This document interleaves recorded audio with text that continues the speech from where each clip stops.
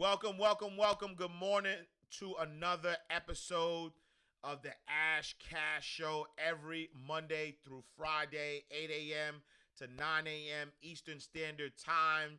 This is your number one source for financial motivation. If you're watching live, please share, please like, please tell your friends. Please subscribe, right? Go to the ashcashshow.com, subscribe to the podcast, then go to ashcashtv.com and subscribe to the YouTube channel.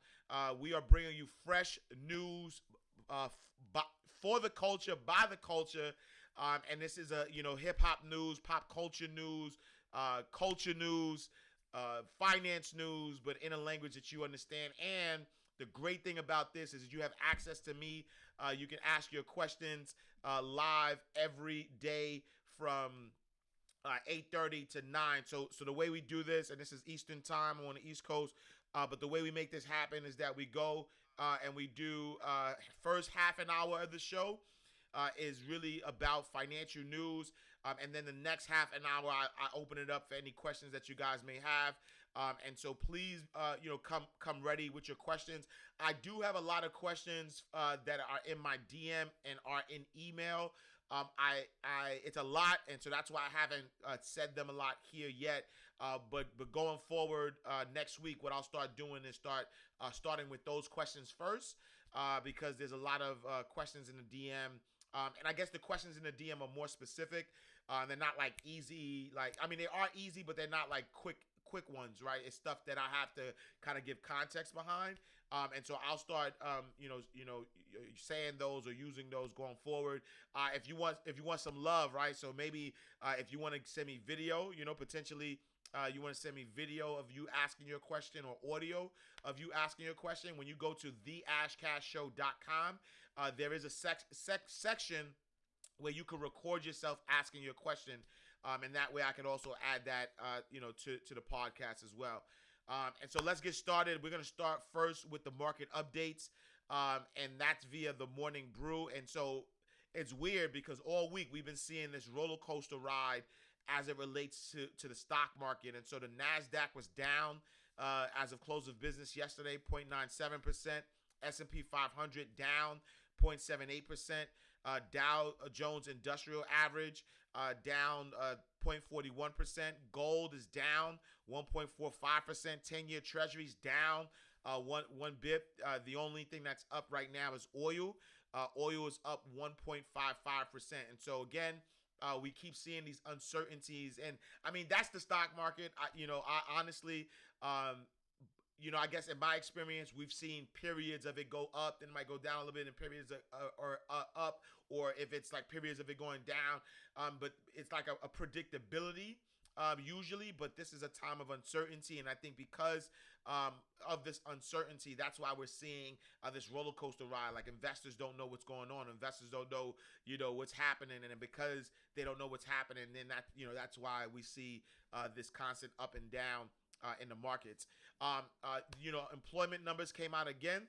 And so, I'm laughing because that shirt freshly pressed to the heavens. Salute. I appreciate y'all, talk about my, my stylish looks, you know what I'm saying? So, if y'all got some style, what do you call it? Some stylist tips, let me know. You know what I'm saying? I'm ready to try.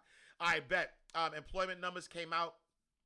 Again, so another 2.4 million people filed for unemployment, for jobless claims last week, and it brings the total during the pandemic 38.6 million.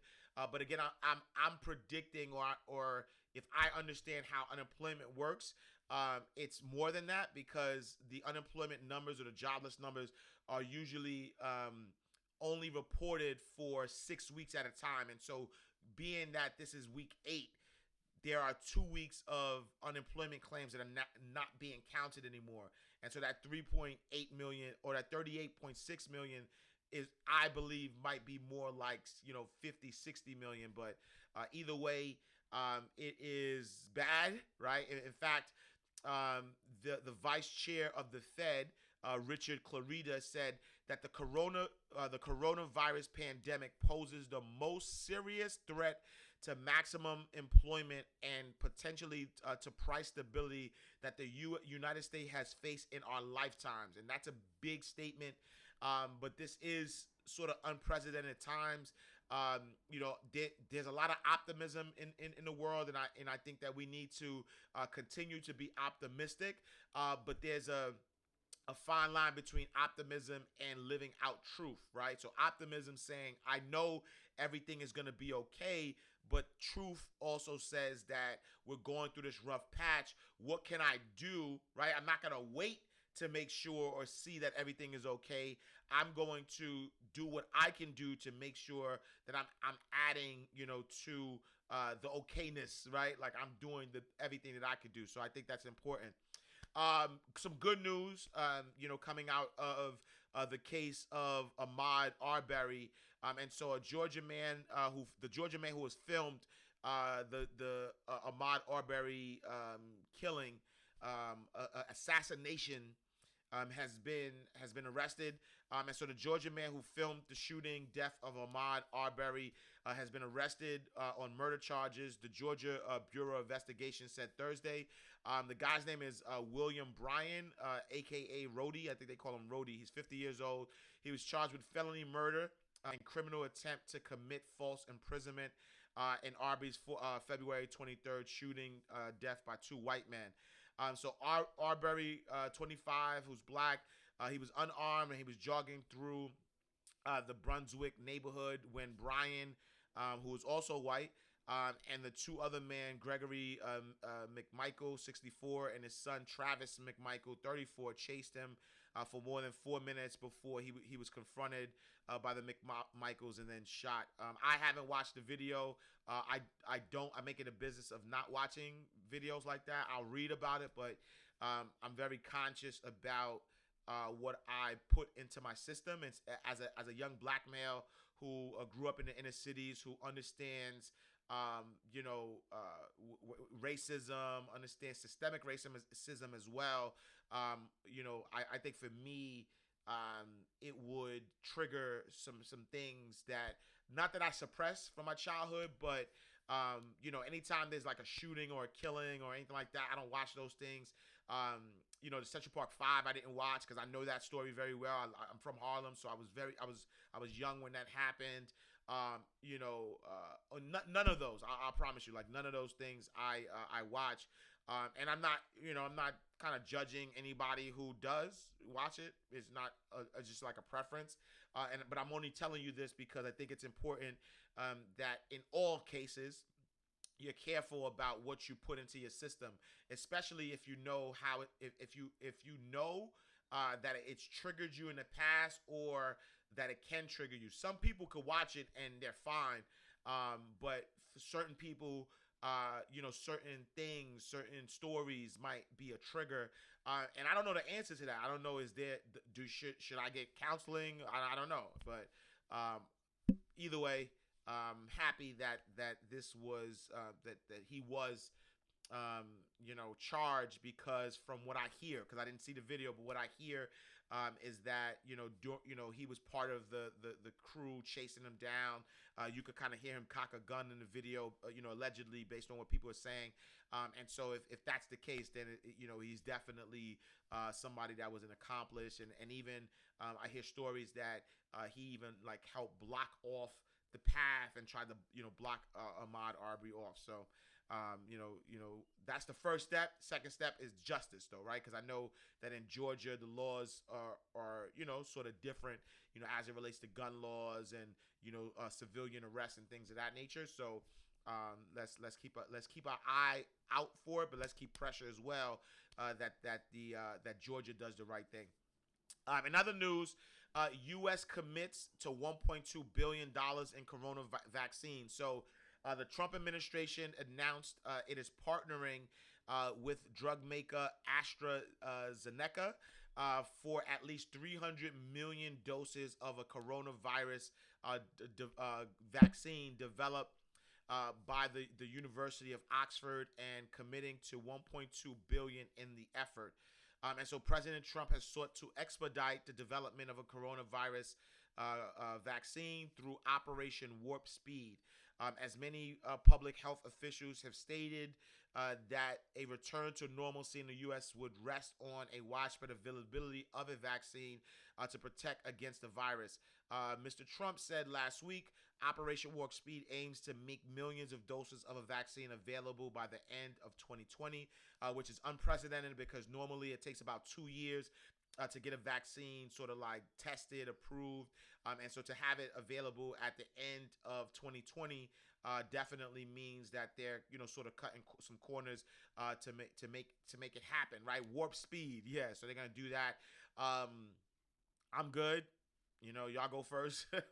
And so I think that I don't have an opinion. I think that the vaccines are a way to stop the spread for sure. And so if you're inclined, do what you do. But I'm good. The other thing though too, I saw as it relates to vaccines and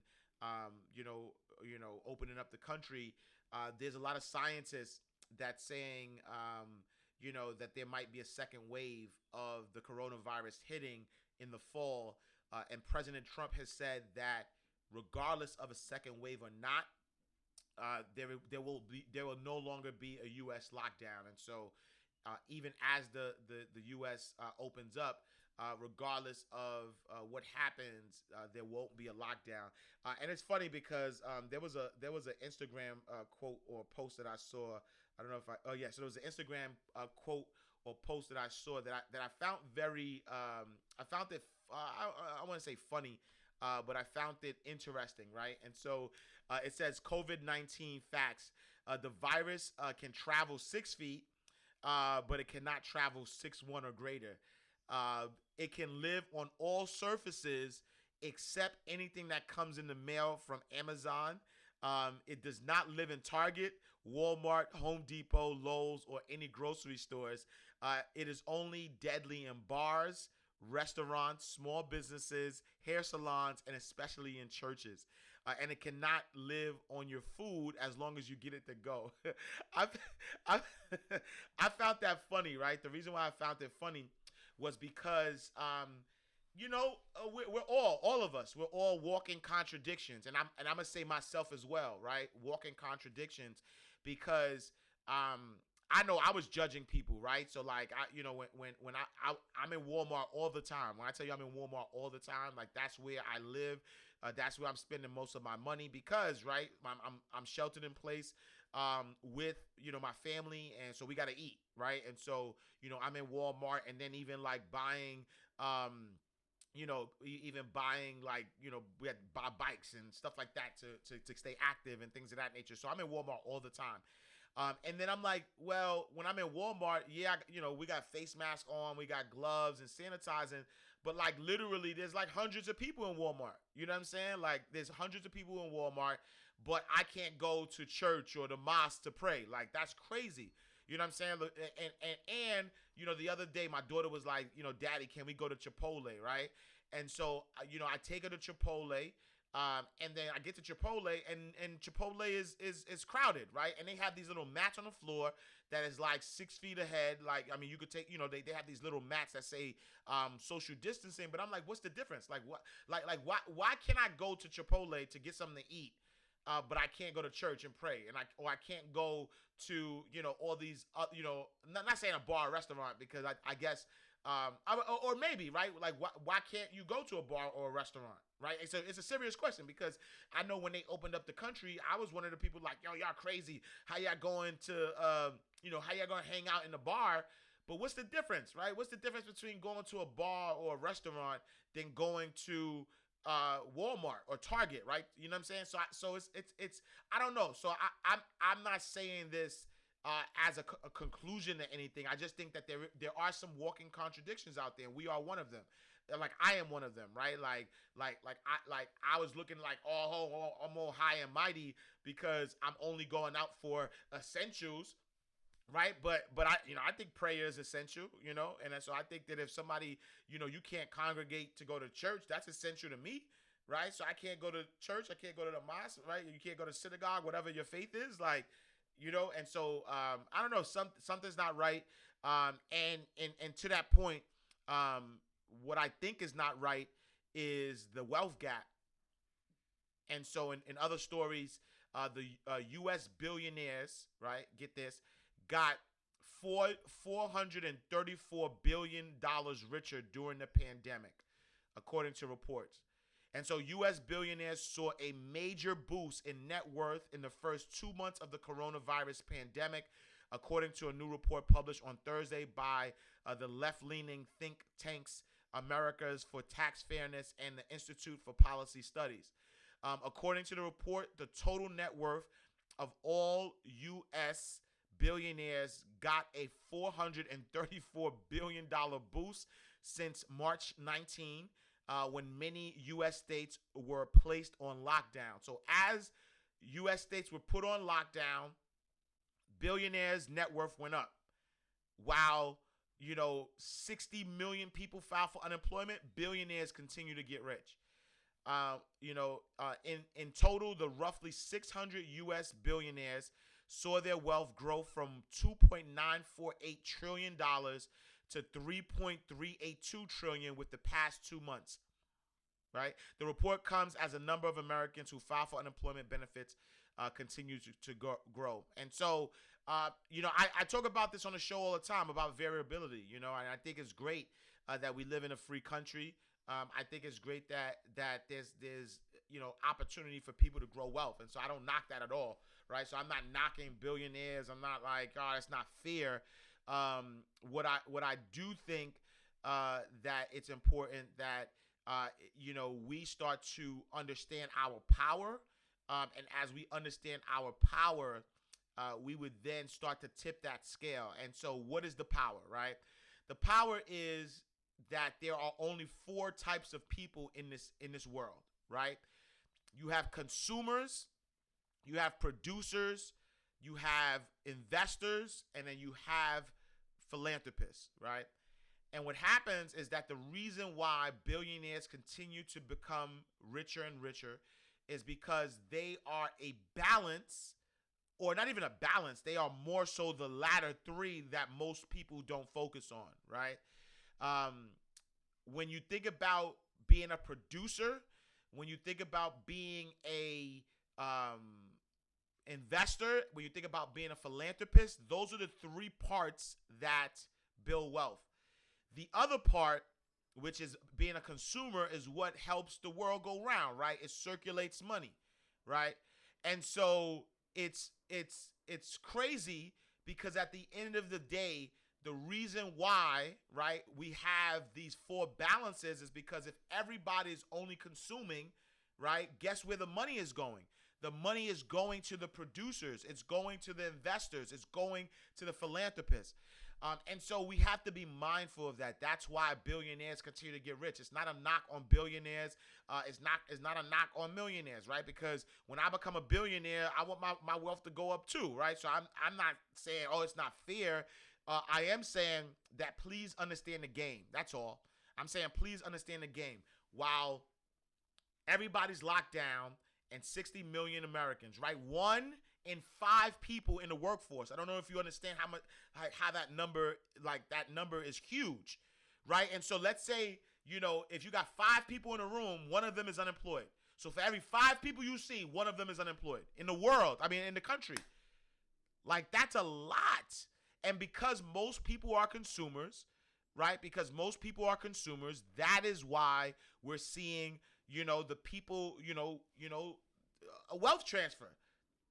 I was hoping the wealth transfer would have come, the other way, where wealthy people, not saying they would have seen a decline, but consumers would understand, I can't continue being a consumer all my life, and so let me flip it, right? I just flip the switch, flip, right? Flip it, right? Flip the switch. Stop just being a consumer, and then be a producer, right? Be an investor. Be a philanthropist. Philanthropy is important. You have to give. I'm doing this prosperity challenge that Iyanla, I hate saying her last name. I'm sorry. I always chop it up. But I'm doing a prosperity challenge, and one of the challenges is about giving, right? And I'm big on that, right? Like I luckily I sell digital products, I have books and things of that nature, and so I see daily deposits into my account, thank God, right? And so I'm making a habit. I used to wait once a week and try to donate, but I'm making a habit because number one, universal law: the more you give, the more you get. Not giving with the expectation of getting, but just giving with an open heart. And you could tithe. You could tithe to your church. You could do zakat to your mosque. You could give to any spiritual place that nourishes you. You can donate to anybody that's been inspirational in your life, that has helped you. And so there's different ways that you can support, right? That you can give, but that's philanthropy, right? That's how you continue to allow places that nourish you, right? So places that nourish you to make you be able to make money and be all you can be, you should be supporting them, right? That's why philanthropy is important. That's why when you look at other communities that have, endowments and funds to support the places that made them who they are, that's why that's important. And so tipping that scale, right? Tipping that scale and realizing that at the end of the day, you cannot only be a consumer, right? You have to be a producer. You have to be a philanthropist. You have to be an investor. And so I found that very interesting. In other news, Facebook, right? So Zuckerberg says employees will be able to work from home permanently. So he's joining the WFH gang, the work from home gang. Right now, I believe 98% of their workforce is working from home. At some point, they believe that there's going to be, I think I forget what year they said, but they said that they are looking to allow their employees to work from home. So an internal employee town hall meeting that was live streamed on Facebook said that the company is going to aggressively open up remote hiring, coupled with a more measured approach and open and permanent work from home for existing employees. Spotify, Shopify, they also made their, we're going flexible statements yesterday as well. And so Spotify's global workforce can work from home until next year, and Shopify will be allowed to do so as long as they please, a forever policy, just like Twitter, right? And so, I foresee, and other experts foresee, that this is a trend that's going to happen. A lot of, the way work used to be is over, right? I saw a joke that was like, in years to come, we're gonna be talking to our grandkids, and our grandkids was gonna be like, grandpa, grandma, what's a commute? You know what I'm saying? Like, what is that, right? Just like how there's certain aspects of life that younger people don't understand. I think at some point, going into an office is definitely not going to be the norm because of technology, because of the ability to really produce things, right? Producers, you'll be able to produce things from your home, and so the need to actually go out and be in an office is not going to be necessary. Are they going to be like, can you work from home and still go out? Absolutely, right? So I work from home. I've worked from home for, I want to say, the last 5 years. And so, working from home has been dope. Doesn't mean I just stay home all day. No, right? Like, I take meetings. I have co-working spaces to meet people, things of that nature. You know what I'm saying? So working from home doesn't mean that you just stay home, but you don't need to be in that traditional office environment in order to make a living. In fact, I feel like it's a better balance, right? Because like I'll give you a prime example. Like yesterday, I was up 4 a.m. Then I got tired, so I took a nap during the day. Then I woke up and I stayed up a little late. Went to sleep. I want to say probably like midnight ish. And then woke up again 4 a.m, right? But I didn't wake up feel tired. I actually felt more rest because I had that nap during the day. You know what I'm saying? So if I'd have went through the whole day, then it would have been bad. But what I'm saying is, when I woke up on that second stretch, I was able to wake up later, and still take advantage of getting some work done. So I really think that's a good thing. Another real quick before I switch over to questions and answers. Swizz Beatz confirms a date for 112 and Jagged Edge versus Instagram battle. I'm good. I mean, I salute to 112, salute to Jagged Edge, but I don't see how that's gonna be exciting. That gotta be something for the ladies. I don't know. Like, I don't see how that's gonna be exciting. Like, I ain't gonna be like, yo, 112 fam, I'm in the building.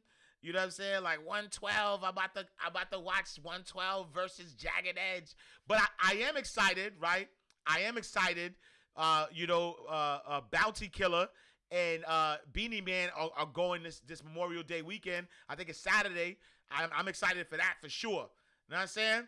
I just gotta say, smoke the gancha. It give me good sense of humor. Lord of mercy. Like, that's gonna be real, right? So big up all my Jamaican massive in the building.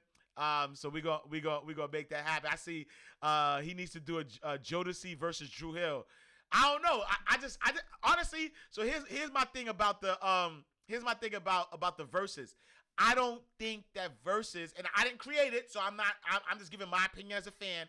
I don't think verses is about like you gotta talk ish, like verses, right? It's like a battle. The reason why it's called verses is because I'm thinking it's a battle. And so if it's a battle, like, I don't want to see, like, imagine they had motivational speakers, like, yo, let's go, Les Brown versus Eric Thomas. Like, that's not going to be fun. You know what I'm saying? Because they can't go against each other. They motivating people. You know what I'm saying? Like, oh, V Good Energy says Foxy versus Kim. Classic. I will watch that easy. You know what I'm saying? Because you got to talk your ish. Like I love, like, T-Pain versus Little John was dope. Because watching T-Pain, versus Little John is like, yo, like, they was talking their ish in a classy way. Neo versus Jonte, classy. You know what I'm saying? Like, Buster versus whoever, it's going to be classy. They're going to talk their ish. Like, that kumbaya, like I'm good. You know what I'm saying? I'm good on that. That's why I didn't really like the Nelly versus Ludacris joint, because they was like, oh, like, they was bigging each other up. And I get it. They legends and all that, but at the end of the day, I want y'all to talk y'all ish. You know what I'm saying? Like, I want y'all to talk y'all ish. You know what I'm saying? I want y'all to talk your ish and give me a battle. It's like battle rap. Like, I want y'all to be nemesis. You know what I'm saying? Later. Until later. You know what I'm saying? Like, that's what it's about. You know what I'm saying? That's I want to see. I want to see y'all talk that talk. You know what I'm saying? I want to see y'all. Oh man, yo, you a legend. Yo, salute to you. Nah, talk your ish. Like, yo, you gonna play that? Nah. You know what I'm saying? Even when you watch like Primo and RZA, they were cool, but they were battling. Like, I want to see the battling. You know what I'm saying? All right, cool. And then lastly, speaking of RZA, WuTang Clan launches their own line of hand sanitizer. So WuTang Clan has launched their own hand sanitizer, cleverly titled Protect Your Hands. I think that's dope, because if you think about their song, Protect Your Neck, Protect Your Hands. Nah, y'all get it? All right. I just thought that was dope. So that was good. And so proceeds from the sales are going to 3 Canadian charities, amid the coronavirus. And this is as of, as per allhiphop.com. The sanitizer is just one product the band is selling as part of their A Better Tomorrow collection, which will benefit Ottawa Food Bank, the Ottawa Mission Foundation, and the Children's Hospital of Eastern Ontario, or Eastern Canada, which is like a homeless shelter. All right, I think that's it. I think that's all the news that I got today. Let me see. Did I miss anything? Oh, no, I did miss something, right? So, last one I want to talk about is Netflix, right? And so Netflix is being charitable, right? Netflix is being charitable. So Netflix makes the bold choice to cancel inactive accounts for idle customers. I think this is noble. I like it. And they said, as the streaming service wars heat up even more with the arrival of HBO Max, Netflix is actually making a move to save its idle customers some cash. One of the biggest potential pitfalls of signing up for subscription services, right? So remembering to cancel the subscriptions when you no longer use it, right? And I'll be honest, right? Even as someone who's very mindful of, I'm mindful of the money I spend, but I am also somebody that usually has subscriptions that I don't cancel. Like, I'll be honest, I probably still got a Planet Fitness account that I don't even use. I'll be honest. I gotta check. I'm gonna check my bank account. So I ain't gonna sit here and lie to y'all like I'm Mr. All Responsible all the time. Every time I go to try to cancel my Planet Fitness, I be like, it's just $10. It's just $10, and I keep it. So I gotta check. So I think that's noble of Netflix of taking that, because that's actually a business model, right? Think about it, right? It's a business model to create a subscription base that's low price, that people, it's so low price that people don't cancel it. So if you got 1 million people paying you $10, right, a month, that's $10 million a month, and maybe 200,000 people are using it, but 800,000 are not. And so now, you got $8 million that you're really just getting, off of the backs of people. And I think that's dope that Netflix is saying, yo, if you idle, if you're not using it, then we're going to cancel it. I think that's dope. I think that's dope. So that's a message for you as well. Please, we're about to go into a new month. So please look at your bank statements, look at your accounts, look at some of those, that automatic money that's coming out. If you're not using it, it's time to cancel those things, right? Cancel some subscription. You might have bought a subscription or something and you're not using it. If you're not using it, cancel it. I bet. Speaking of subscriptions, though, also make sure you go to mindrightlegacy.com. That is my subscription-based personal coaching program. We're the legacy builders.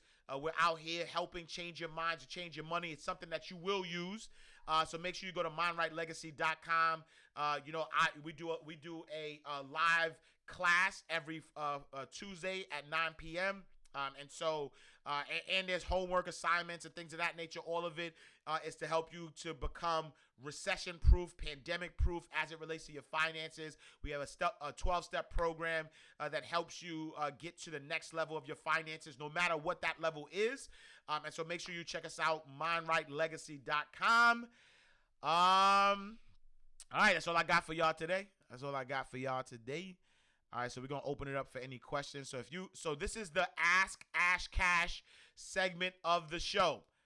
And so if you have any questions, please put them, right? So if you are watching on YouTube, if you're watching on Facebook, if you're watching on Twitter, if you're watching on Twitch, please put a question in there. So look. Oh, fast shout the Vibe Magazine. Vibe Magazine is watching from Twitter. They said Planet Fitness paused monthly payments 2 months ago. See, so that's how much I know, right? So that's how much I know. I don't even know whether they paused it or not, because I never look. Like I've been being charged by Planet Fitness for how long? And so salute the Vibe Magazine on the check-in. They said that Planet Fitness paused monthly payments 2 months ago. So salute to y'all. Thank you for telling me. But I need to go back in to make sure that I'm checking to see that that my subscriptions are being paused or canceled. Allison Carter on YouTube says, due to the pandemic, I heard that some dividend stocks are not issuing dividends anymore. How do you know when stocks has stopped issuing dividends? That's a great question. Definitely, if they're going to stop issuing dividends, there has to be a report that is given within that. And so look at your portfolio, right? When you start to look at your portfolio, start to look at any correspondence from who's distributing your stock. So for instance, I have bought some stock from Cash App, right? And so I bought a Walmart stock, I've bought Amazon stock, and I've also bought Alibaba stock. And so I was paid a dividend from Walmart, but when I was paid that dividend, Cash App sent me a notice, right? They sent me a notice to say, hey, dividends are being shared, and then they gave me that notice. And so whoever your broker is, just check with your broker, because any correspondence that happens, so whether it's Cash App, whether it's Robinhood, whether it's TD Ameritrade, your broker dealer is going to be able to tell you whether the dividends have stopped, and then also your broker dealer, or you can actually check directly with the whoever holds the stock. So that's a great question, Allison Carter from YouTube. So I appreciate that question. I'm going to Instagram now to see what the questions are. All right, so MJ DeSoul says, what do you foresee happening for commercial mortgage rates? I think the writing is on the wall for commercial mortgage rates. Commercial mortgage rates have to drop. They have to, because at the end of the day, all of the people who have, I think eventually, right? So they want everybody to go back to work, right?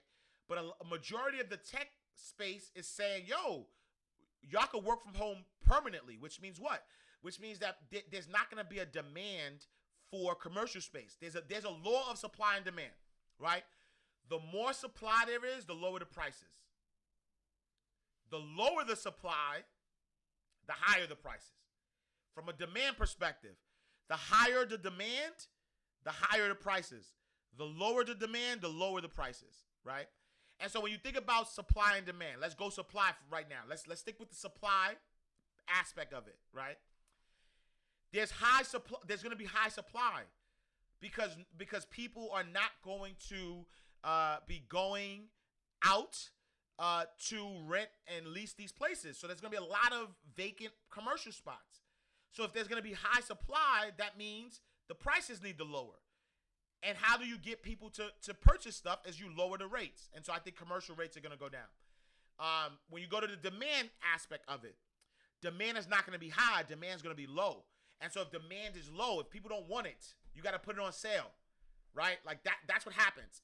Right? When you go to your favorite department store and you buy last season stuff, the reason why you're able to buy last season stuff is because there is no real demand, right? And when the demand is low, then the prices go down.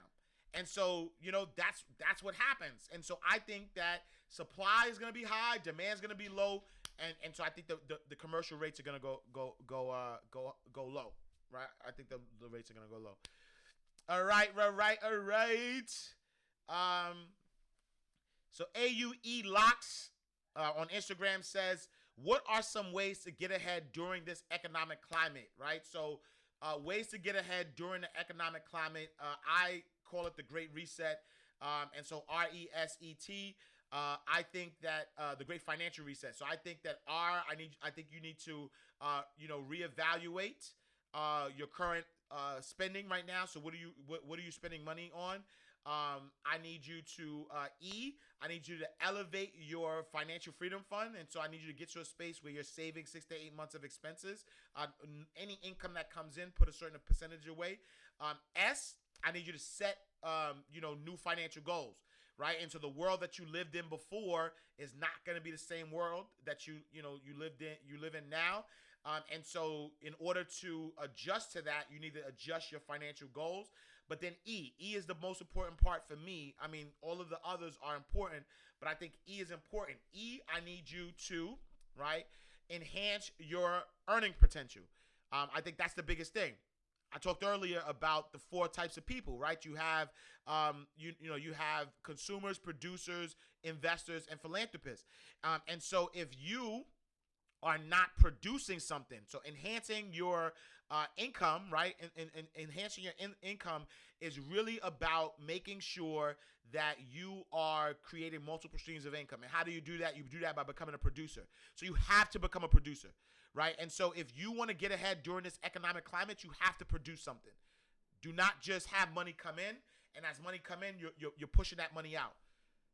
Right? You have to create a circulation of money, and the way you create a circulation of money is by producing something. So that's E, enhancing your earning potential. And then T, I want you to tap into asset protection, right? You're gonna hear me talk a lot about life insurance. Right, you're gonna hear me talk a lot about life insurance. You're gonna hear me talk a lot about LLCs, family office, all that stuff. Right. If you look at my Instagram, I posted something from yesterday's show. Right. If you remember yesterday's show when I talked about the game and how he created these LLCs, President Trump creating 500 LLCs, like that is a major key to wealth. right? And so asset protection, you have to protect your assets, because what happens is that when you don't have asset protection, you build this thing up and then it could be taken away from you. And so I think those are the 5 ways, right? That's the 5 ways that I believe that you can get ahead during this economic time. I wrote a book. Go to thegreatfinancialreset.com. Thegreatfinancialreset.com. I'll put that at the Great Financial Reset. Somebody type that in Instagram for me. Thegreatfinancialreset.com. So if you go to thegreatfinancialreset.com, you'll be able to pre-order a book that I'm having, where I give you I go more into detail on the 5 ways that you could get ahead during this economic climate. Great question, AUE Locks. I appreciate you. So Karen Styles, salute Karen Styles. So Karen has been a mind right mogul for years. I'm talking about, before we even called it mind right mogul. So salute to Karen. She's been rocking with me since the Daily Word days. I'm talking about, I'm telling you, I started the Daily Word in 2006. So salute to Karen. So better to use inheritance to clear debt or start a business. I'm not team clear debt. I'm team clear business, start a business. So here's my thought on that. My thought on that is, at the end of the day, money should be cycling, right? Money should be going around and round and round. You should not spend money. You should circulate money. And so anything that you do, anything that you spend money on, you should be thinking from a perspective of, how is this money going to come back to me? If I put it out there, how's it going to come back? And so so now you have an inheritance, right? The inheritance is once. It's not money that's going to keep coming. It's this one-shot deal, this inheritance. So now you take this inheritance and you use it to pay off debt. Now you stop the cycle of that money, right? Because that inheritance is a one-shot deal. You pay off debt, and then now you stop the cycle of that money. Because how can you make money again from paying off debt? You can't, right? Somebody wins the lottery, that one-shot deal, they spend the money, and then the money doesn't come back, right? I want your money to circulate. And so if you give me the 2 options, clear debt or start a business, I'm going to say start a business. Because if you have this inheritance, this one-shot deal, and now, obviously you have to make sure that it's a viable business. So like I always say, don't dump your money into the business immediately. Create a minimal viable product, make sure that business is sustainable. And then once you figure out that business is sustainable, then you're able to add money into the business to make it thrive more, right? But now you take the inheritance, that one-shot deal, and then you put it into a business, and that business makes money. And so that money that it makes, you can now cycle that money back into the inheritance, and some of it can go to pay off debt. And now you have not cut the flow of your money. You created this cycle. Inheritance, business, debt and inheritance, debt and inheritance, debt and inheritance, debt and inheritance, right? That business is now giving you money as a cycle, right? When I say cycle, I want your money to go, over and over and over again. And so, yeah, that's my answer, and I'm sticking to it. But that's a great question. The same question that people were asking me about, like the stimulus package, right? Let's say the stimulus package is money that you weren't expecting. So let's say that's an inheritance. You could take that, money that you got from a stimulus package and spend it, and you cut off that inheritance. That's it. Or you could take that money, not all of it, but maybe some of it. You could take some of that money and put it into something that is going to give you money, right? Or like invest it in something, create a product or service. Remember, consumers, producers, investors, philanthropists. Produce something. And now if you took that stimulus money and you produce something, now now you created your own stimulus. That money is going back into that own stimulus, right? Always think from a production standpoint. Every single day I'm thinking about, what can I produce? Every day. It's not a day that I don't wake up that I'm thinking about, what can I produce? What do I have that people want that I could produce that can create the cycle, right? I consume. I'm a consumer. I have to consume. right? So I consume, but I also produce. I also invest. I also give. I give money away, right? So, but every day though, in order for me to invest, also, so here's the kicker. If you're a consumer, then you have to work hard for money. You have to work really hard to get money. If you are a producer though, right, money works hard for you, right? I produce books. A lot of these books I did years ago and they still paying me, right? I do courses. I do, like all these things I'm producing, ebooks, planners, right? Allows me to, to money to work hard for me. But I can't invest in nothing if I don't have this production money. As a producer, I can't invest in nothing if I don't have that. I can't give to nothing if I don't produce. Right? I can't give my tithes. I can't give my zakat. I can't give to charity. So that's a great question. Let's see. All right, let's go. Let's see. The young poppy in the building says, is it a smart move to use a 0% interest rate credit card for a year as an investment? I think it is, if you know what you're doing. It's free money. If you know what you're doing, I think it's a great idea, right?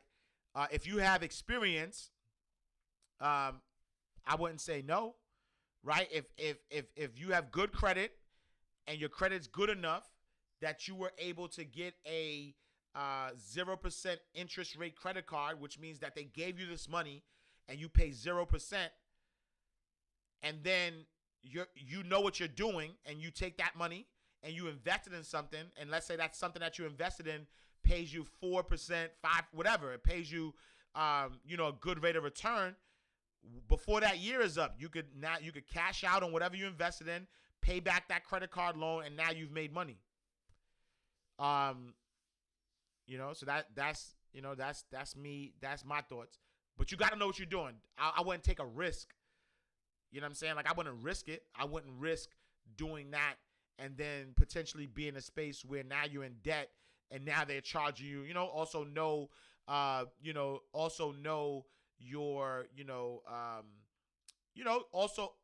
know that if you're going to do that, right, if you're going to spend money, your interest rate, but also know the stipulations that after that 0% introductory rate, do you have to pay back the loan at the start of that when the 0% is over, or do they accumulate the same amount of interest that you've had that you would have paid if you don't pay it all off in that 1 year? So make sure you know that.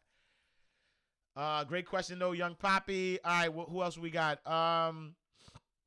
Let me see. Oh, I like this question. Let's see. So Katrina Inc says, should I use business credit or home equity line of property or home equity line to purchase investment property? I think that yes and no. Let me just say that, right? I think that right now is a good opportunity to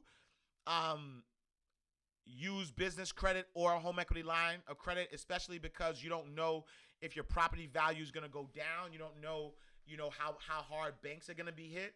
And so there might be a deduction in money that's being lent, right? So if you have the opportunity to take money out right now, it might be a good idea to do so. And taking that money to purchase investment property might be good because, again, an investment property gives you, cash flow, and that's what we want. We want to cycle our money. My only caveat to it is that if it's investment property that's not already giving cash flow, like sometimes you could buy investment property where there's already tenants in it already, that might be a good look to do.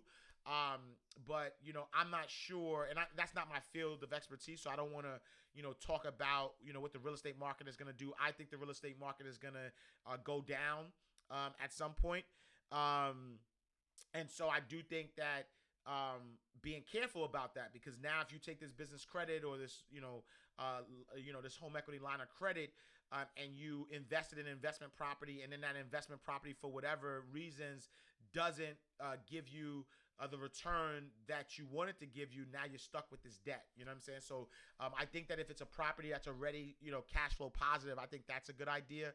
But just be careful. I would scope out the investment opportunity before taking the money out, though. Right? I wouldn't take the money out, then look for investment property. I would look for investment property, try to see if you have see if there's any good deals out there, and then start the process of taking the money out. All right. So my sis, Aline, on a check-in on Facebook says, if I am looking to invest in stocks, what's the best way? So I think there's a couple of ways to start, investing in stock. I think that number one, you have to understand your risk tolerance, because a lot of people, as I talked earlier, the stock market is going up and down, right? And so it's very volatile right now. Nobody knows what's happening. And so if you don't have the stomach to watch your money go up and down, then it might not be the best idea to just invest in stock. But if you're just investing in stock, you have different options. You have like Cash App sells stocks, Robinhood sells stocks. You got, TD Ameritrade sells stocks. Charles Schwab sells stock. There's this new thing called Webull. They sell stock. So, there's different options that you could buy individual stocks from there. It's called fractional stock purchasing, because at the end of the day, when you look at fractional purchasing, like Amazon is almost $3,000 a share. So if you don't have $3,000, you could buy a fraction of that, and you could do it from there. But then you also have other types of stocks, right? So you also have, ETFs. You have index funds. You have mutual funds, and that's another way to invest in stock without all of the risk, right? And so mutual funds is a group of stocks. When you have like a group of people or a group of stocks, and you're putting money into a group of those stocks, then that way you mitigate the risk. You have what's called index funds, so like S&P 500, Dow Jones Industrial Average. You're investing in the actual index, which is comprised of a bunch of stocks. And then you have like, ETFs, and so you have all these different types of stock, and you can all get those from those different platforms. So that's a great question, Aline. I appreciate you. I got a few more minutes. We'll take a few more questions. I'll go to YouTube.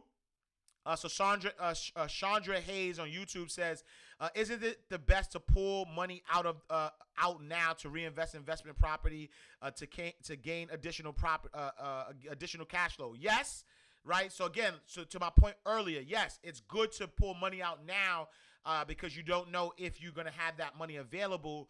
But just be careful of what investments are available, because I don't want you, or if you pull out the money, don't just be quick to use it because you pulled it out, right? Pull out the money now while it's available, because you don't know what's going to happen. Look at what investment opportunities exist, and if there are good investment opportunities, meaning you did your due diligence, then put that money into that investment.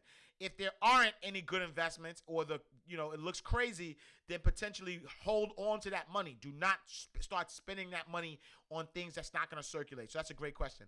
Another question by Sandra says, how can the real estate market go down when people are always seeking housing? So real estate market, I think that the real estate market is going to go down because yes, people are always seeking housing, but what if people can't afford the housing, right? There's 60 million people. One in 5 people are losing their homes. I'm sorry, one in 5 people are losing their jobs. So if 1 in 5 people are losing jobs, how are they going to afford the places that they're living in? So people are going to seek housing, but a lot of people are going to downgrade, right? There's people who have these big houses who are going to get smaller houses. There's people who have 3-bedroom apartments who are going to have to become roommates, right? And so there's these different things, right? Then you think about the 211,000 foreclosures that are going to start to happen. And so I think that as that continues to happen, that's what's going to suppress or depress the real estate market. Let's see. All right, I think we're good. I think we're good. I got a minute left on Instagram and a minute left here, so I'm gonna wrap up. I thank you everybody for tuning in. If I missed your question, Please email me your question, info at mindrightmoney.com, info at mindrightmoney.com.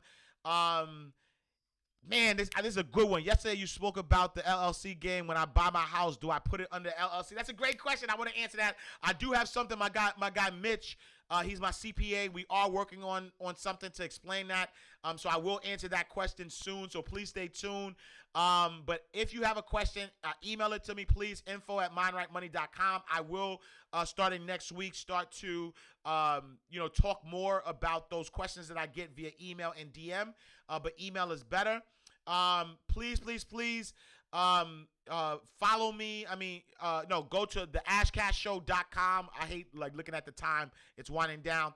Go to the ashcashshow.com. Subscribe to the podcast. We have some bonus content coming soon. Please go to ashcashtv.com and subscribe to my YouTube page so you can see it live. Please like this, share this, tell a friend to tell a friend. We want to bring up the numbers and support the podcast. The ashcastshow.com. Support the podcast. 99 cents a month, $5 a month, $10 a month. Please subscribe and support it so we can continue giving this content. I love y'all. I'll see y'all next week. Have a great weekend. Peace.